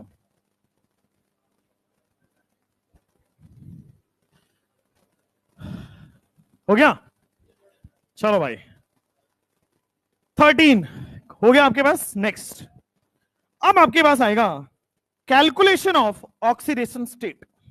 नेक्स्ट, आपको किसी भी कंपाउंड में ऑक्सीडेशन स्टेट का कैलकुलेशन आना चाहिए। Calculation of oxidation state in a compound. Calculation of oxidation state in a compound. एक कंपाउंड में ऑक्सीडेशन स्टेट कैलकुलेट करिए। कैसे, आइए समझते हैं। मान लीजिए कोई भी कंपाउंड है, मान लीजिए कोई भी कंपाउंड है, जैसे मान लो मैं CO2 ले लेता हूं और मान लो दूसरा एग्जांपल में H2O का लेता हूं, और मेरे पास यहां पे दिया हुआ है अंडरलाइन एटम कार्बन का और अंडरलाइन एटम ऑक्सीजन का। मुझे वैलेंस इलेक्ट्रॉन, मुझे चार्ज बताना है, यानी कि ऑक्सीडेशन स्टेट बताना है। व्हाट इज ऑक्सीडेशन स्टेट, इस बात को समझो। पहले मैं इसको कैलकुलेट करना सिखाता हूं, फिर आपको बताता हूं। देखो,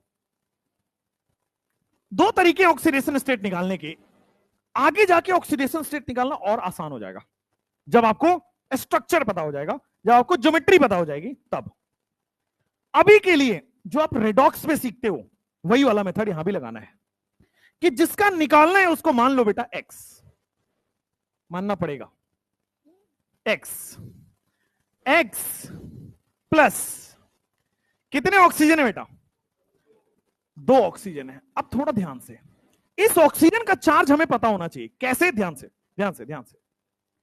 ऑक्सीजन किस ग्रुप का एलिमेंट है? कितने वैलेंस इलेक्ट्रॉन है? कितने और चाहिए ताकि ऑक्टेट कंप्लीट हो जाए? ऑक्टेट कंप्लीट हो मतलब 8 होना चाहिए, तो 6 है, कितने और चाहिए? तो इसीलिए इसका चार्ज जो होता है वो -2 होता है। Is equal to overall charge neutral है क्या? देखो CO2 ओवरऑल न्यूट्रल है। ये कितना आ रहा है? x - 4 इज इक्वल टू 0 हो रहा है क्या? तो x की वैल्यू 4 है क्या? वैसे जनरली एक ही ज्यादा अच्छा होता है। इतना खराब जोक अब नहीं मार रहा मैं। कितने हाइड्रोजन है? एक हाइड्रोजन का चार्ज कितना है? +1 प्लस ऑक्सीजन का जो चार्ज है उसको मान लिया मैंने x is equal to 0। 2 + x is equal to 0। x की वैल्यू हो गई -2। अब लग रहा होगा कि सर कभी आपने +1 मान लिया, कभी आपने -1 मान लिया, कभी आपने -2 मान लिया, ऐसे कैसे? यही है ना जवाब में आ रहा है मन में। अब आइए वापस चलते बेटा, back to basics. Back to basics, page number 1। जैसे आपको वैलेंस इलेक्ट्रॉन पता है वैसे आपको चार्ज पता हो जाए तो मजा ही आ जाए, राइट? जैसे आपको वैलेंस इलेक्ट्रॉन पता है कि यार ग्रुप 1 का 1 होगा, ग्रुप 2 का 2 होगा, ग्रुप 13 का 3 होगा, वैसे चार्ज पता चल जाए तो मजा आ जाए। अब इसका मैं चार्ज बताने वाला हूं, फोकस यहां रखना। ग्रुप 18 की बात करो सबसे पहले। ग्रुप 18 में कितने वैलेंस इलेक्ट्रॉन है? 8 है। तो इसका तो पहले से ऑक्टेट कंप्लीट है, तो इसका जो कोई भी चार्ज होगा इसका 0 चार्ज आता है। चार्ज कैसे आता है? या तो लॉस ऑफ इलेक्ट्रॉन या तो गेन ऑफ इलेक्ट्रॉन से। अब इसके पास तो 8 का 8 है, ना लॉस ना गेन, चार्ज 0। इसका चार्ज बताओ। इसमें कितने वैलेंस इलेक्ट्रॉन है? 7 वैलेंस इलेक्ट्रॉन है। कितने और चाहिए? 1 इलेक्ट्रॉन ऐड करना पड़ेगा ना इसको 8 के लिए, तो अगर ऐड करना पड़ेगा तो इसका चार्ज जो है वो -1 हो जाएगा। इसकी बात करो ग्रुप 16 में 6 है, ऑक्टेट के लिए ऐड कितना करना पड़ेगा? तो इसका ऐड 2 करना पड़ेगा, तो ऐड करने पे -2 माइनस आता है। ग्रुप 15 का बताओ, 5 वैलेंस इलेक्ट्रॉन है, ऐड कितना पड़ेगा? ग्रुप 14 का बताओ। Group 14 carbon -4। कभी आपने कार्बन का -4 सुना है? नहीं सुना है? हे भगवान, इसमें क्या है कार्बन का चार्ज? भाई हाइड्रोजन का कितना होता है? +1। x + 4 × 1 = 0, x + 4 = 0, x = -4। क्या दिक्कत है इसमें? हर चीज में हाँ में हाँ मिलाना जरूरी है क्या? बेटा गड़बड़ है। अगर मान लो आपको पढ़ाते हुए मुझे अटैक आता है तो जिम्मेवारी आपकी। ये ना साइन कर लो मेरे साथ, क्योंकि ये सब बोलने पे तो होगा फिर। खैर आओ, कार्बन में 4 वैलेंस इलेक्ट्रॉन है, ऑक्टेट करने के लिए कितना ऐड करना पड़ेगा? तो अगर ऐड करोगे तो -4 भी आएगा। ठीक है, जैसे CH4 हो गया, SiH4 हो गया, इन सब में बेटा आपके पास -4 चार्ज आता है। ठीक है, चलिए उसी तरह अब 5 इसमें कितने वैलेंस इलेक्ट्रॉन है? 3। ग्रुप 13 में कितने वैलेंस इलेक्ट्रॉन है? तो 5 ऐड करना पड़ेगा। या फिर इससे आसान ये नहीं है कि 3 लॉस कर दे, इससे आसान है कि 3 लॉस कर दे, इसलिए इसका चार्ज होता है +3। उसी तरह ग्रुप 2 में कितने वैलेंस इलेक्ट्रॉन है? 2।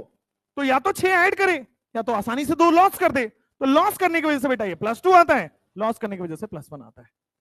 इसीलिए मैं हाइड्रोजन वाले को +1 लिख दे रहा था, ग्रुप 1 वाले को +1 लिखोगे चार्ज, ग्रुप 2 का चार्ज हमेशा +2 होगा, ग्रुप 13 वाले को +3 से डिनोट करोगे, एंड रेस्ट आपके पास माइनस में चला जाएगा। सही बात है? चार्ज क्लियर हुआ? अब इसी को ऑक्सीडेशन स्टेट को यहां पे आपको ऑक्सीडेशन स्टेट में अप्लाई कर लेना है। लिख लिया क्या? फटाफट लिख लो जल्दी से, तब हम वापस से उस पर चलते हैं ऑक्सीडेशन स्टेट निकालने वाले पे। ये बहुत बेसिक होता है। ये 9th क्लास में जब आप पढ़ते हो तो आपके स्कूल में एक मैडम आती है पढ़ाने, वही पढ़ाती हैं ये। अब तुम वहां पे जबरदस्ती पैसा देके आ गए, मैडम से अच्छे तो सर हैं।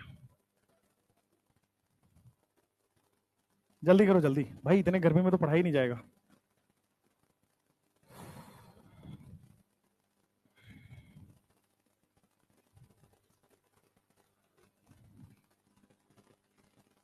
ऐसे आंटी जी लोग डिस्ट्रीब्यूट होकर क्यों बैठे आप लोग? कुछ यहाँ कुछ वहां, कुछ वहां कुछ वहां।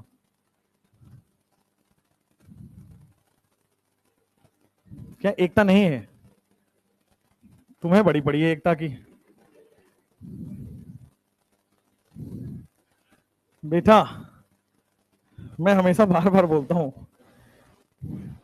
एकता अनेकता के चक्कर में ना पड़ी है, वरना वो तो डॉक्टर बन जाएगी, कंपाउंडर में नहीं रखेगी, भी ध्यान रखना। चलो नेक्स्ट। अगर मैं अब यहां पे अब वापस इसको निकालते हैं। अब आपको थोड़ा सा चार्ज का कॉन्सेप्ट पता लगा है, चार्ज का कॉन्सेप्ट पता लगा है, तो वापस से ऑक्सीडेशन स्टेट निकालते हैं। CO2 में कार्बन का ऑक्सीडेशन स्टेट निकालिए।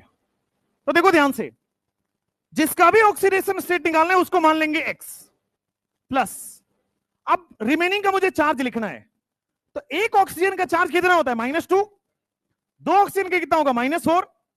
तो वही मैं लिख रहा हूं, 2 ऑक्सीजन है और सबका चार्ज -2 है, ओवरऑल सम 0 के बराबर हो जाएगा। भाई इसका चार्ज लिखो, नहीं पता X, इसका चार्ज लिखो, लिख दिया -4। टोटल न्यूट्रल कंपाउंड है इसलिए 0 के बराबर कर दिया। X - 4 = 0 के बराबर कर दिया। X की वैल्यू 4 आ रहा है, इसका मतलब कार्बन पे +4 चार्ज है। जैसे मैं दूसरा एग्जांपल लेता हूं, मान लो मैं वाटर का एग्जांपल ले रहा हूं H2O का, और मुझे इसमें ऑक्सीजन का पता करना है। ठीक है, जब भी ऑक्सीडेशन स्टेट निकालना है, हर एटम का चार्ज निकालो, सम करके 0 के बराबर कर दो। कितने हाइड्रोजन है? एक हाइड्रोजन का कितना चार्ज है? +1 प्लस ऑक्सीजन का चार्ज हमें निकालना है, जिसका निकालना है उसको मान लो x। टोटल चार्ज 0 के बराबर कर दो। 2 + x = 0 हो रहा है क्या? x की वैल्यू -2 हो रहा है क्या? क्वेश्चन नंबर 3, अगर मान लीजिए मैं बात करता हूं CCl4 का, calculate the oxidation state of carbon. आप सब लोग ट्राई करेंगे। अब देखो यहां पे जिसका निकालना है उसको मैं x मान लू क्या? कितने क्लोरीन है? और एक क्लोरीन का चार्ज कितना होता है? ग्रुप 17 का, इसलिए -1 हो गया 0। x - 4 = 0। x की वैल्यू 4 आ गया, यानी कि कार्बन पे +4 चार्ज। ध्यान से करना बेटा, x इंपॉर्टेंट है ना? अभी भी यस सर बोल रहे हो तुम? मेडिकल कॉलेज की तैयारी कर रहे हो? ये सब कॉलेज में करना, फिर मैं साथ दूंगा तुम्हारा। यहां करोगे तो बेटा मेडिकल कॉलेज के गेट तक तो पहुंच ही जाओगे गार्ड बन के, अंदर नहीं जा पाओगे बस। नेक्स्ट क्वेश्चन, अगर मान लो थोड़ा सा मैंने चेंज किया, KMnO4 किया, अब मुझे Mn का ऑक्सीडेशन स्टेट पता करना है। हाँ ठीक ठीक, निकाल के बताओ। देखो, क्या ये ग्रुप 1 का एलिमेंट है? हलीना की रब से फरियाद, पोटेशियम ग्रुप 1 का एलिमेंट है, इसका चार्ज +1 हो जाएगा। प्लस Mn का मान लीजिए x, प्लस कितने ऑक्सीजन है? 4। एक ऑक्सीजन का चार्ज कितना है? ओवरऑल ये न्यूट्रल है, इसलिए 0 के बराबर कर देंगे। 1 + x - 8 = 0। आपको ये पता चल रहा है कि x - 7 = 0 आ जाएगा, x की वैल्यू 7 आ जाएगी।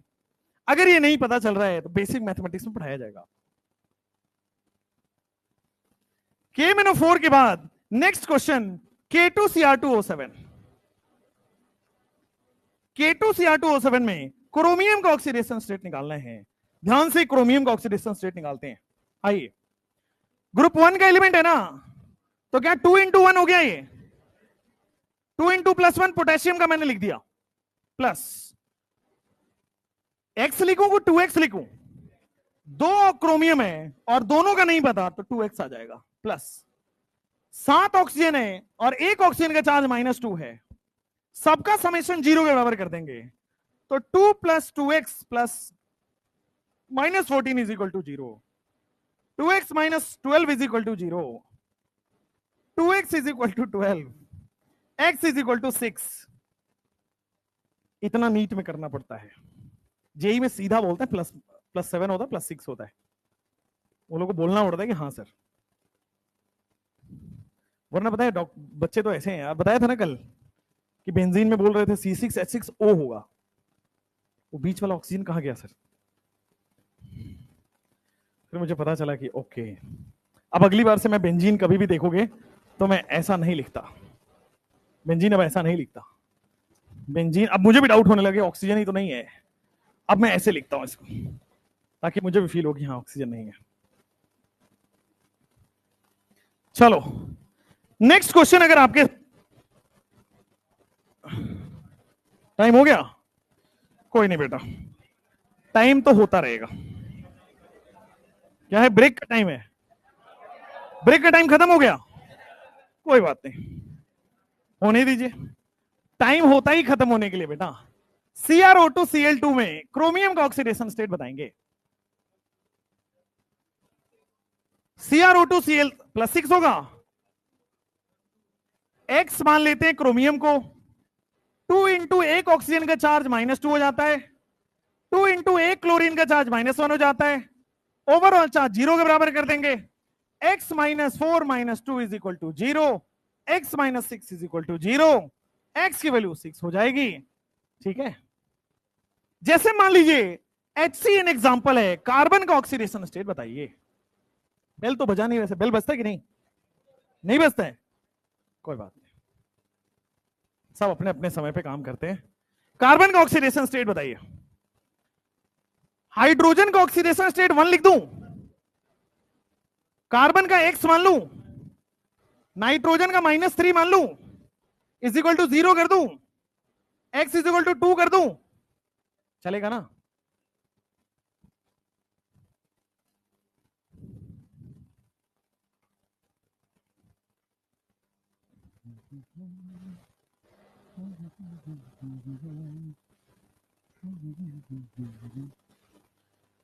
लिख लिया? नहीं लिखा? लिख लिया ना? लास्ट में कुछ एनाइंस के नाम है जो आपको पता होने चाहिए, ठीक है? नोट कर लीजिए, 2-3 बार देख लीजिएगा, याद हो जाएगा, ठीक है? कुछ एनाइंस के नाम है जो आपको पता होने चाहिए, जो जनरल केमिस्ट्री में यूज होते हैं, वो मैं आपको लिखवाने वाला हूं एक एक करके। देखो, अगर H लिखा हो तो हाइड्रोजन होगा, अगर H माइनस लिखा हो तो इसको बोलते हैं हाइड्राइड। जस्ट बेसिक्स क्लियर कर रहा हूं, हाइड्राइड आयन होता है, हाइड्राइड आयन। OH माइनस हो, OH जैसे मान लो H2O है तो ये तो वाटर है, इसमें से H प्लस गायब करो तो ये हाइड्रोक्साइड आयन होता है। जस्ट याद करना है, और कोई इसका वो नहीं है, हाइड्रोक्साइड आयन। नेक्स्ट, O-2, इसको बोला जाता है बेटे ऑक्सीजन से बना हुआ ऑक्साइड आयन। O2-2 अगर कहीं दिख जाए तो इसको बोला जाता है बेटा पर ऑक्साइड आयन। और ये सब आगे आएगा, जस्ट डेफिनेशन है, 9th क्लास के जो पाप आपने किए हैं उसको मैं धुल रहा हूं। O2- को मैं बोलता हूं super oxide ion, super oxide ion. Next, F- को बोला जाता है फ्लोराइड आयन, फ्लोरो नहीं, fluoride ion. Chloride ion Cl- को बोला जाता है, ब्रोमाइड आयन Br- को बोला जाता है, ब्रोमाइड आयन। सल्फाइड आयन बेटा, सॉरी, I- को आयोडाइड आयन बोला जाता है, फिर S-2 को सल्फाइड बोला जाता है, सल्फाइड, ऑक्साइड का बड़ा भाई सल्फाइड। CO3-2 को बेटा कार्बोनेट बोला जाता है, याद होना चाहिए, डायरेक्टली इस्तेमाल होगा आगे क्वेश्चंस में। CH3 कर लीजिएगा, ये एसीटेट आयन इसमें लिखा जाता है, this is acetate ion. SO4 को बेटा बोलते हैं हम सल्फेट आयन, बट एक ऑक्सीजन कम कर दो तो इसको बोलते हैं हम सल्फाइट आयन, एक ऑक्सीजन कम कर दो तो बोलते हैं सल्फाइट आयन। साथ साथ में लिखते रहिए। N-3 है तो मैं इसको बोलता हूं नाइट्राइड, अभी अभी लिखा था नाइट्राइड आयन। N3- को बच्चों लिखते हैं मैं एजाइड आयन, NH2- को लिखते बेटा अमाइड, उसको लिखते हैं आईमाइड, NH-2 को लिखते हैं हम आईमाइड आयन। Cn- को बोलते हैं हम साइनाइड आयन, Nc- को बोलते हैं हम आइसोसाइनाइड आयन, OCn- को बोलते हैं बेटा साइनेट आयन, NCO को बोलते हैं हम आइसोसाइनेट आयन। फिर SCN को बोलते हैं हम लोग थायोसाइनेट आयन, NCS को बोलते हैं हम लोग आइसोथायोसाइनेट आयन। आज याद करके सोओगे ना इसको। P-3 को बोलते हैं हम फॉस्फाइड आयन, और PO4- को बोलते हैं हम लोग फॉस्फेट आयन। अगर मैं इसको PO3- बोल दूं तो इट इज फॉस्फाइट आयन।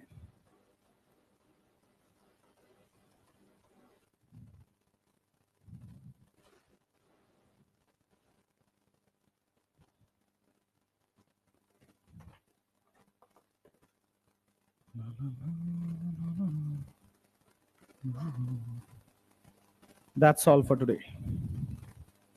कितने बजे आपकी क्लास ओवर होती है? 6 बजे ना? 5:45 पे? कोई बात नहीं, 6 बजे से तो दूसरी क्लास होगी।